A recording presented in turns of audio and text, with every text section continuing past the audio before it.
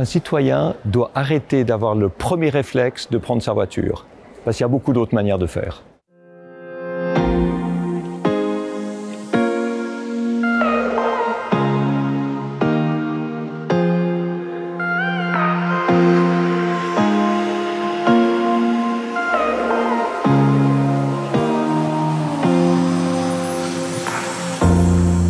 Alors, bienvenue à la ville de demain, oui, à laquelle vous participez merci. beaucoup avec la STIB.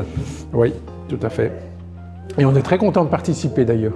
On a quand même détecté et labellisé jusqu'à maintenant 1780 solutions qui sont des solutions qui sont économiquement rentables pour protéger l'environnement. Alors si on parle de Bruxelles, la première chose à faire, vous allez rire, c'est prendre une carte Mobip. Ça veut dire quoi? Je vais utiliser le transport public plutôt que peut-être mon véhicule personnel. Et donc je vais faire ce shift modal pour le transport public et les modes doux.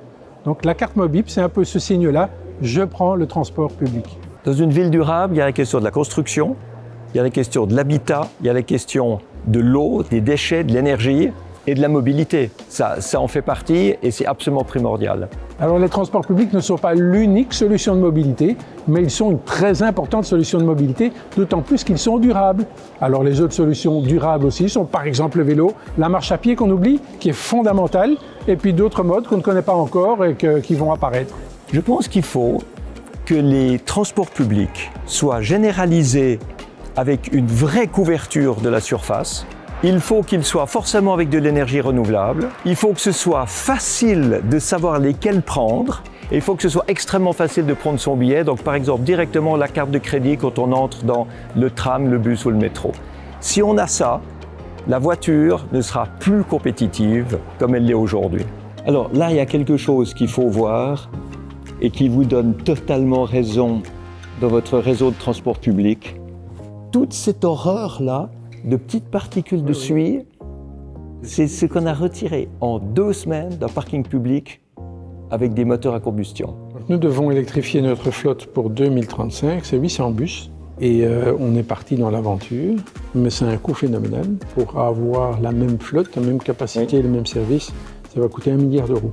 Il y a un investissement important au départ qui n'est pas un coût, puisqu'il est récupéré sur la durée de vie de l'engin. Et ça, je pense qu'il faut communiquer beaucoup plus là-dessus. Ce sont des défis d'investissement. Il va falloir investir énormément et continuer à investir dans le transport public, notamment, comme on le fait à Bruxelles, pour verduriser notre transport. On tourne aujourd'hui avec des moteurs à combustion interne. Il faut tourner dans le futur avec des moteurs électriques. Et ça, c'est un gros investissement. Il faut donc continuellement, on continue à investir. Aujourd'hui, on pourrait avoir une mobilité aérienne propre avec des taxis volants.